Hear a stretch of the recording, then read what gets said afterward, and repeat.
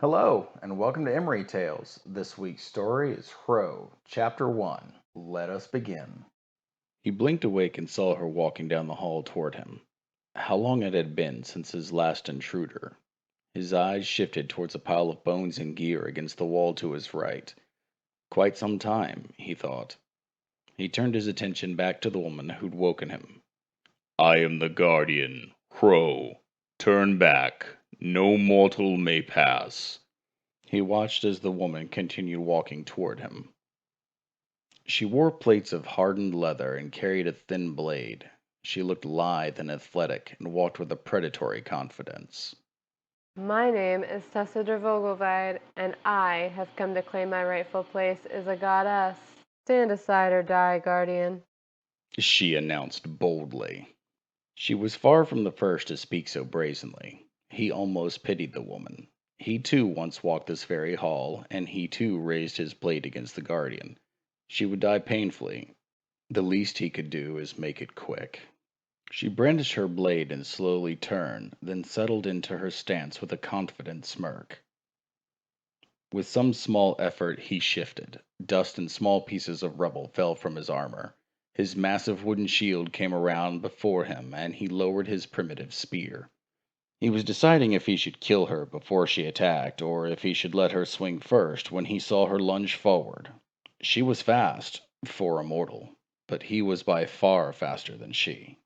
He stepped into her lunge with his shield and swung it outward, catching her bodily and smashing her into the wall.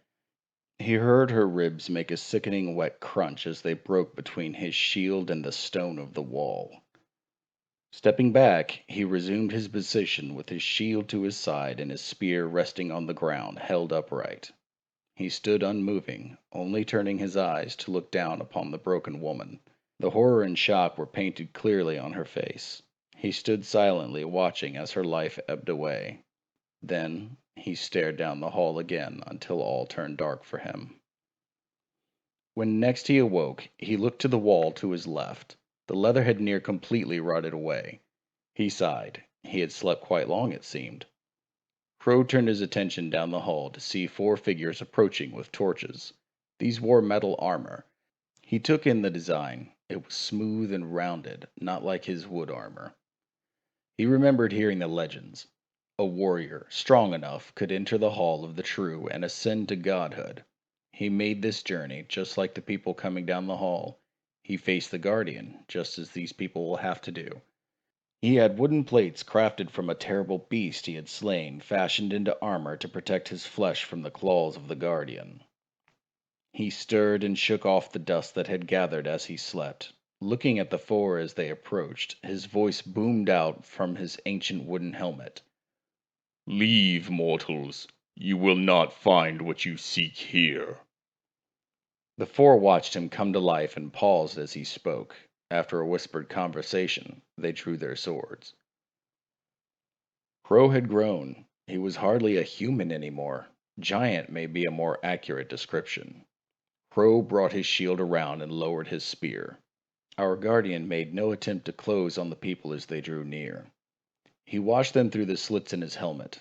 A small nick caught his attention for a moment. The four moved to surround him. He sighed inwardly. He could feel where they were, every step they took. Crow's senses were sharp and practiced enough he could tell every shift in their stances. He waited and prayed they would see the hopelessness of the situation and leave. Seconds passed in stillness as they chose their positions around him. Naturally, the one at his back was the first to strike. Crow lifted his left leg and intercepted the blade with the wood that protected his calf.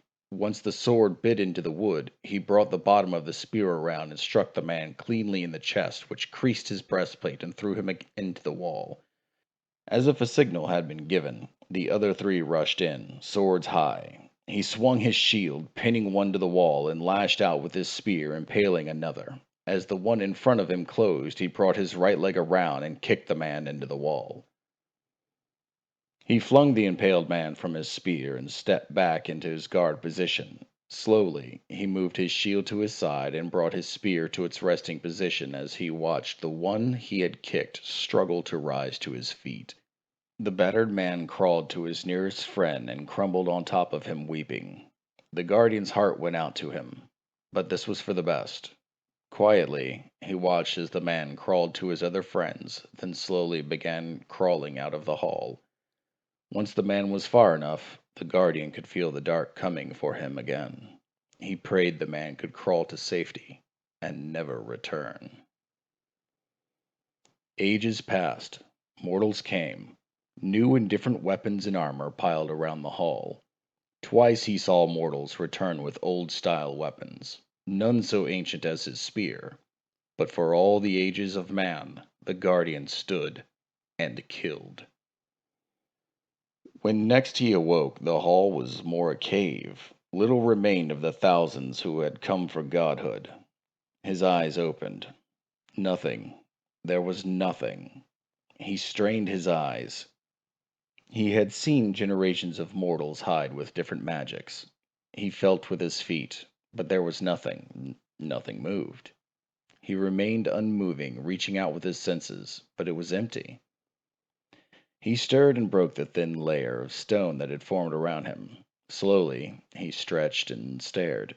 He could see no mortal. He turned and checked the door he had guarded for so many years. To his horror, it was rotted and broken. Had he failed? Did someone enter? Looking through a missing portion of the door, he saw dirt. There was nothing behind the door. How had this happened? He himself had once walked through the door after he slew the guardian. The memory was painful to recall. He tore the door open to see more dirt and nothing else. A voice came from behind him. The guardian snatched his spear and whirled on the voice, ready to protect the door, which was now no more. Take heed, Hro. Your vigil is over. The door has been moved, and a new guardian has taken your place. The voice was Legion, but it came from a familiar face. His son. The reason he had sought the door from the first.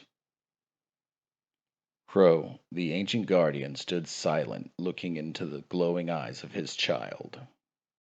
The being before him was ancient. It was from a time Hro could barely recall, and humanity had certainly forgotten. To Hro, however, this was his son, and the god of their world. His voice was a small thing for such an imposing man. Hroda, what do you mean? Have I failed? The godchild spoke with the legion of voices again. No, No, Hro, you have not failed. I remain, and the door is still sealed. However, your time as guardian is over. There is a new guardian. It is more powerful than you could ever be. It will serve to protect the door from now on. Goodbye, Hro. You served well. Suddenly, the divine being vanished as if it had never been there. The hall began to vibrate, then shake violently. Hro crouched under his shield and weathered the torrent of stone that fell around him. When the tremors finally subsided, Hro struggled to free himself from the debris. Hro unburied the door and placed it back on its hinges. He looked around himself. He was sealed, miles underground. At least, it was miles when he had made the journey. Hro cleared his ancient post and took up his position, surrounded by the crumbled ruin of his time-honored charge. A tear escaped his helmet before he finally found the darkness. It felt strange. Normally, when he had awoken, everything was clear and he was alert. Hro struggled to remember this sensation from his time as a mortal man. What was the word for it? Everything was hazy. That's what it was called. He was groggy. A strange feeling indeed. My mind is going, he thought, as he looked at light peeking through the rocks before him. The deafening sound and intense vibrations he felt were odd as well. Hro stood stoic as a gargantuan metal spike broke through the rubble before him. His voice boomed out like a peal of thunder. Turn back, mortal. You will not find what you seek here. His heart ached, knowing the truth of his words. So true were they that he didn't know why he bothered to speak them. He heard a commotion behind the metal spike pointed at him. The object pulled back out of the hole it had made. Hro was a bit surprised by this. He had no idea how he would have fended off such a large weapon. Then, more shocking, a human climbed into the hole. How had such a small person wielded such a massive weapon? Hello? The voice belonged to a woman.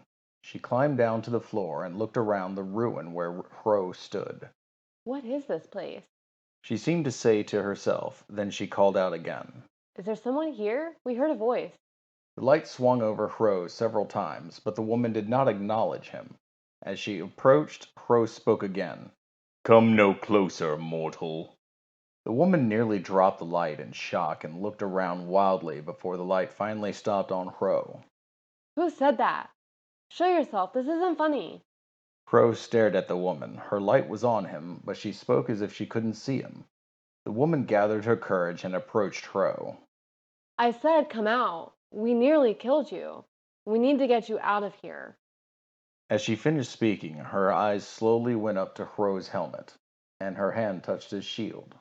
Hro strained and pressed out against the layer of stone that had formed around him. As a growl crawled out of his throat, the stone cracked and began falling away from his form. Hro stood, looking down at the woman who had stumbled back and fallen. His eyes locked on hers. The door is not here, mortal. The woman couldn't believe her eyes. A statue just came to life and was talking to her. It was only then that she noticed the rotted remains of a blue wooden door against the back wall of the small cave. Door? I don't understand. What door? She pointed behind Hro. That door? Are you protecting that door? A few men raced into the hole armed with sledgehammers, pickaxes, and crowbars. Hro brought his shield around in front of himself and readied his spear. The woman looked up and waved for the men to stop. Wait. Hold on. It's okay. She paused and, looking unsure for a second. He's not dangerous. I think. The group of men looked at Hro, then down at the woman. Did he hurt you? One of them asked, as they all strained their eyes to make out Hro in the dark. She stood up, keeping one hand out toward Hro. No. He just startled me. The woman moved between the men and Hro and brought the light up to look him in the face. Only then did the humans in the room start to grasp the size of the creature before them. It's okay. We're not here to fight. I'm Elise. Who or what are you? Unmoving, Hro looked each of the humans over. They alone were no threat. I am the Guardian. Hro paused as a flash of his meeting with his son came to his mind, and he was stung by the reality that he was not the Guardian. I was the Guardian. Elise pointed her flashlight at the door behind Hro. The guardian of that door, right? Well, we don't want to touch your door, I swear. We were drilling for a mineral near here. We don't mean you any harm. Mineral? A word Hro didn't know. What is mineral? Elise exchanged looks with a few of the workers before one of them spoke up. Minerals are rock, like granite or quartz. Quartz. This, Hro recognized. One of the workers nudged Elise and nodded to the stone laying around Hro's feet. Look at that stuff. What is it? Elise stepped toward Hro before one of the workers grabbed her and pulled her back when Hro lowered his stance. She looked indignantly at him at first before realizing he may have saved her life. Elise turns to Hro. Excuse me, but can I have some of that stone at your feet? Hro's eyes flickered down to the remnant of the stone that had encased him. He kicked a chunk of the rock over to the group. Leave this place, mortal, and do not return. That said, Hro took a sliding step toward the people. Elise quickly squatted down and grabbed the rock before the group ran out of the hole. Hro returned to his resting position. He stood staring out the hole as the sun set and night came. He was unmoving as the sun rose and hung in the air. Mortals came and peeked in, but no one entered the hole where he stood. Hro was becoming agitated. Why was he not sleeping? The mortals had no designs on returning. They made no move to enter. Why then could he not rest? Night came again. Hro had become restless. He looked back, his eyes fell upon the dilapidated door. His heart hurt, and then he found his answer. He could not rest because he was not the guardian.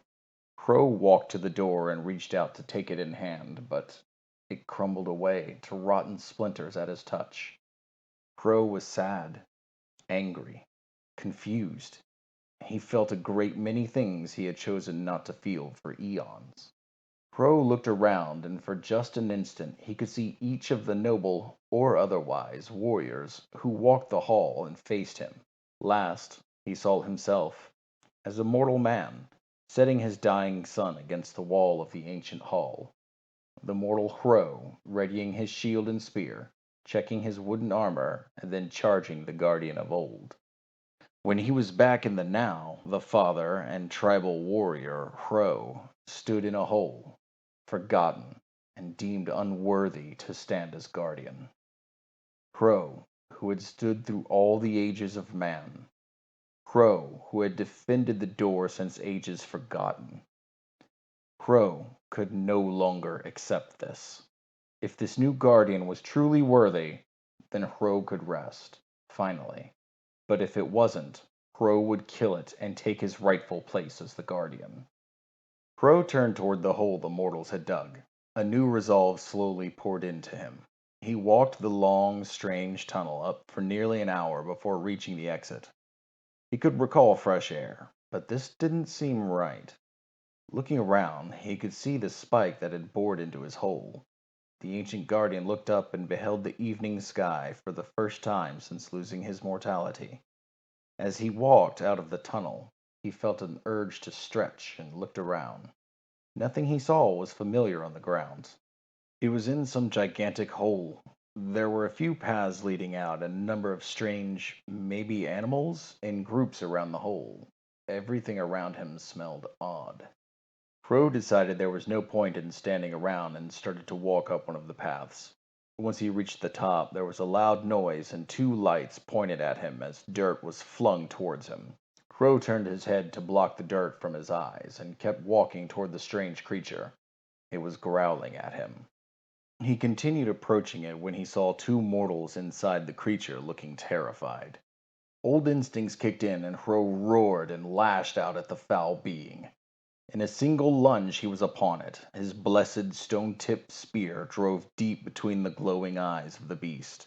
The stunned creature stayed frozen in place and began gurgling as he ripped the spear out and smashed its head with his shield. His assault was fearsome but short-lived, as the thing crumpled before his fury. The thing's highest point was barely the height of Hro's waist. He set his shield and spear aside and punched through the being's back.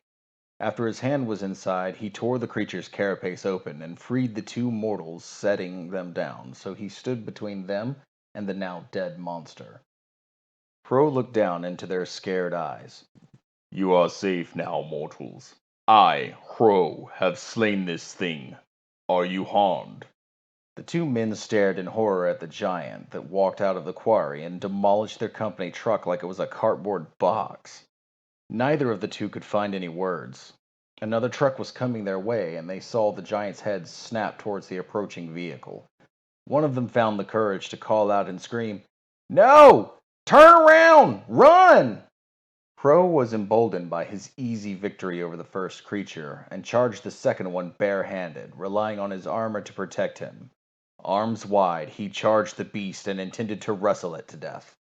The foreman, Josh, tensed and grabbed Elise's arm as he pressed himself back into the passenger's seat while the monstrous tank of a woodman came racing towards them, bellowing with his arms held out wide. Elise slammed the brakes and quickly jumped out of the truck. Just before Hro hit the truck, Josh leapt out of the other door. Hro tackled the beast, roaring and laughing. He squeezed in on the creature's sides as it growled its defiance. Hro pressed forward and began lifting the beast's front off the ground until he was standing at his full height, deathlocked with the screaming beast. It was tremendously heavy, and its underside scratched and pinched at him. With one mighty roar, Hro lifted the beast bodily off the ground and drove it hard onto its back. Though it seemed feeble at this point, Hro wouldn't let this monster live. He leapt on top of the teetering beast and began violently pummeling it until it finally fell silent. Hro turned and looked over his shoulder. He recognized the mortal woman, Elise. Standing on the conquered foe, he turned to her. "All is well. You are saved, Elise mortal." Josh yelled out, "What the fuck, man? He just tore our truck apart! Elise, run!" Elise saw Hro look at Josh and held up her hands. Hey, Hro, that was your name, right? Hro, listen, thank you for saving us. We appreciate it. Why are you out here? Aren't you supposed to be protecting the door? You know, back down there? She gestured back down toward the tunnel where he had come from. Hro closed on Elise and looked her over for injuries. "You seem well. I am Hro, yes, Elise. I will find the door again and become the guardian once more. That's why I must go. But I saw that," he pointed to the now ruined truck, "had swallowed you, so I fought it." Yes, about that. Thank you, Hro, for your concern. But that's not an animal. We weren't in danger.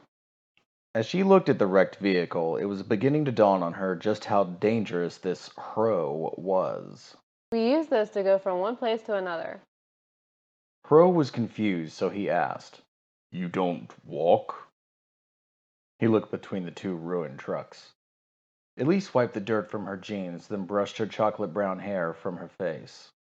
Well, Hro, we walk too, but we use those to travel further faster. As he looked between Elise and the two ruined beasts, Hro began to think he might have made a mistake. "So, you were not in danger then?" Josh and the other two men finally worked up the nerve to walk over to Elise. Josh asked her, "You know this?" He hesitated, not knowing what to say. Fella?" Elise turned to Josh. Yes, this is Hro, the guardian we found down in the cave I was taking you to see. The eldest of the men looked up at Hro. "Is he some kind of tree person or something?" Glancing up at Hro, she quickly corrected Josh. No, he's a living statue of some kind. The other two men looked Hro up and down, then mumbled between each other, agreeing he looks like a statue. "Elise, you think I am a statue? Why?" Hro asked. Caught completely off guard, Elise locked eyes with Josh, then turned and stared blankly at Hro. Well, your skin looks to be made of stone. You don't have eyes, but you can see. You're far too large to be a human, and you have what looks like carvings of petrified wood all over you. You don't think you're a person, do you? Not a single word Elise spoke made sense to Hro. "Mortal Elise, I was born a man." He removed his helmet for the first time since becoming guardian and looked down at her. "I have eyes to see, and my armor is made from the wood of the Hydriant." Elise stared up into beautiful golden eyes of a long, black-haired giant.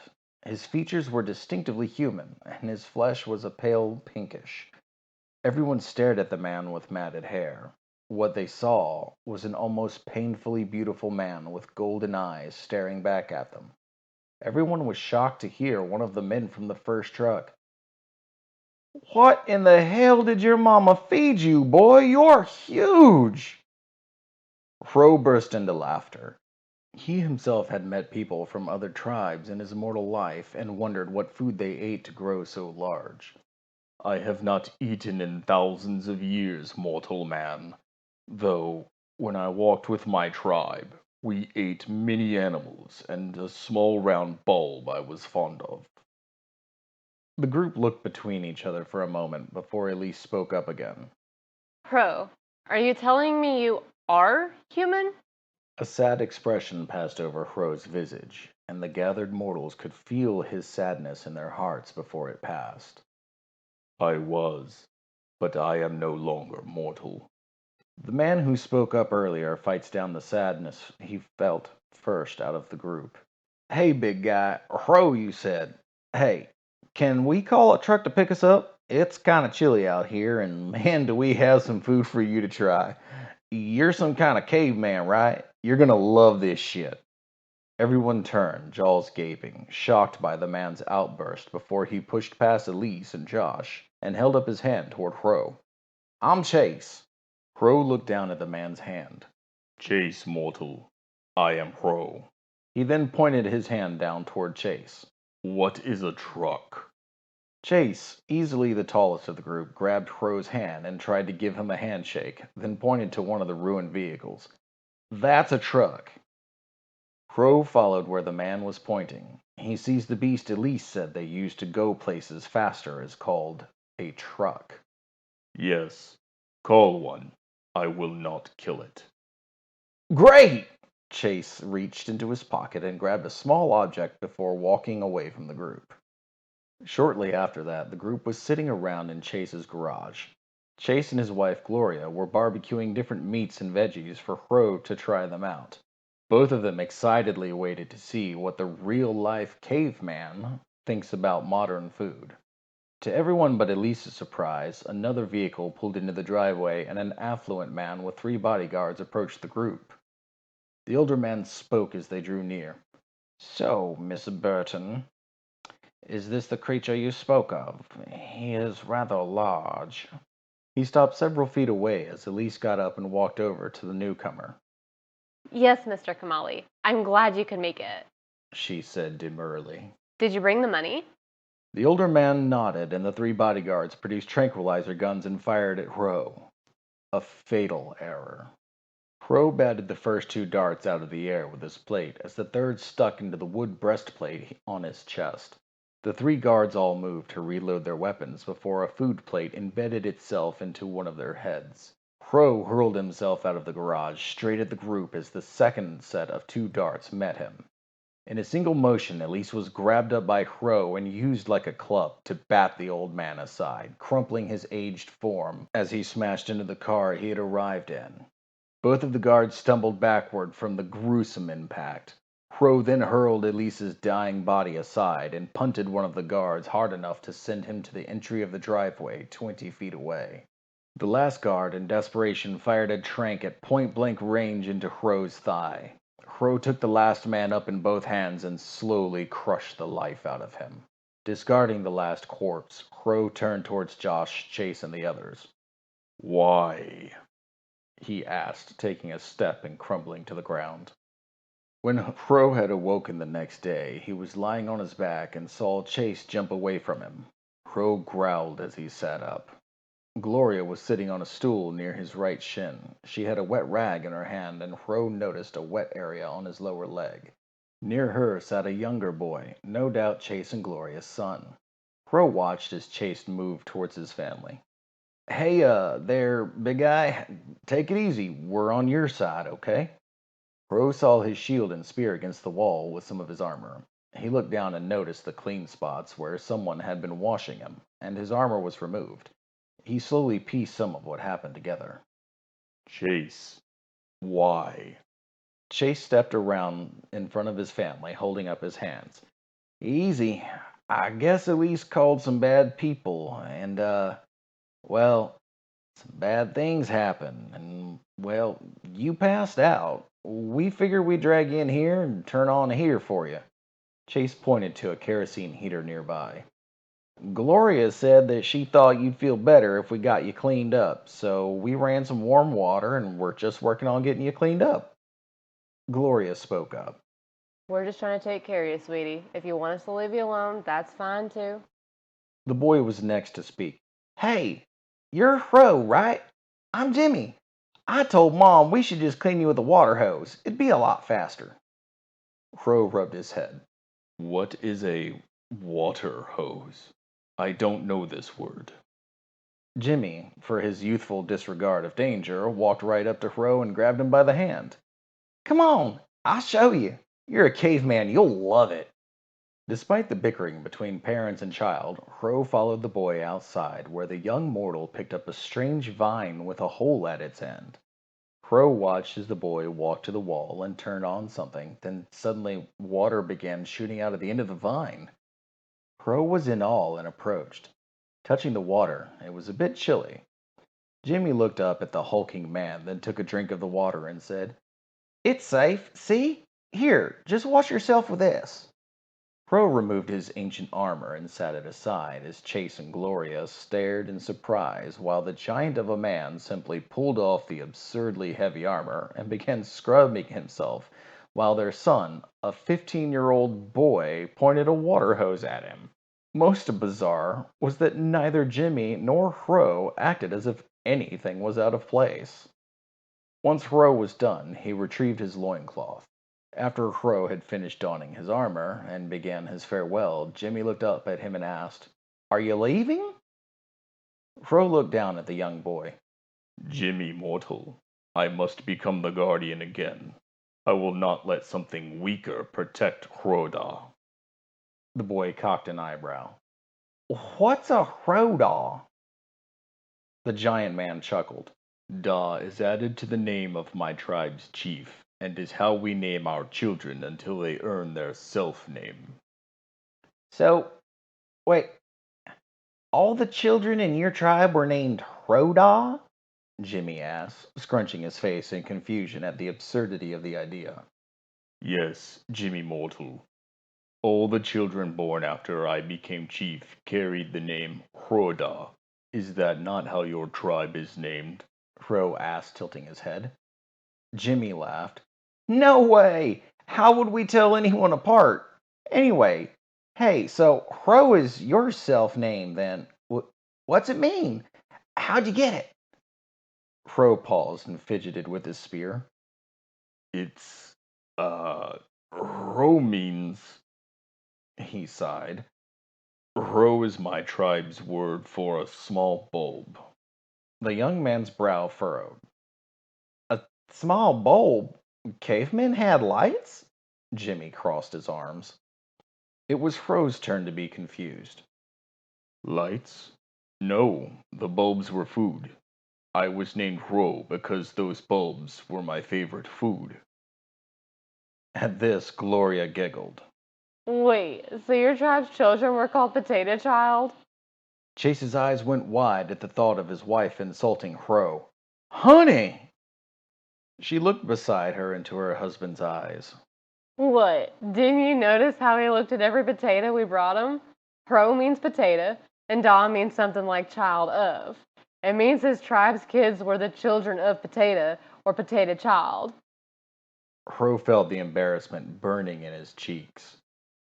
Yes, it was not as good as your potato, but they are similar.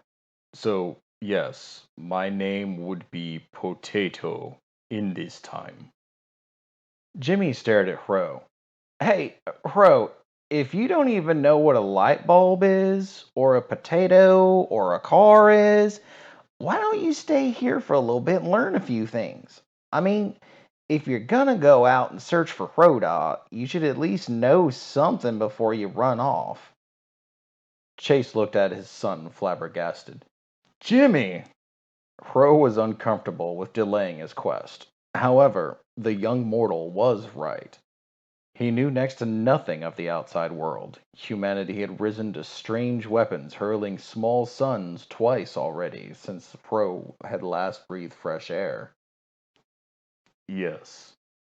Hro turned back around toward the family and lowered his weapon and shield. I need to learn. With that, Chase and Gloria exchanged looks, and Jimmy practically bounced with excitement. Thank you for listening. If you enjoyed this content, please consider leaving a like and a comment. If you want more content like this, hit that subscribe button. If you'd like to help this channel grow, consider sharing this video or becoming a Patreon. Link in the description.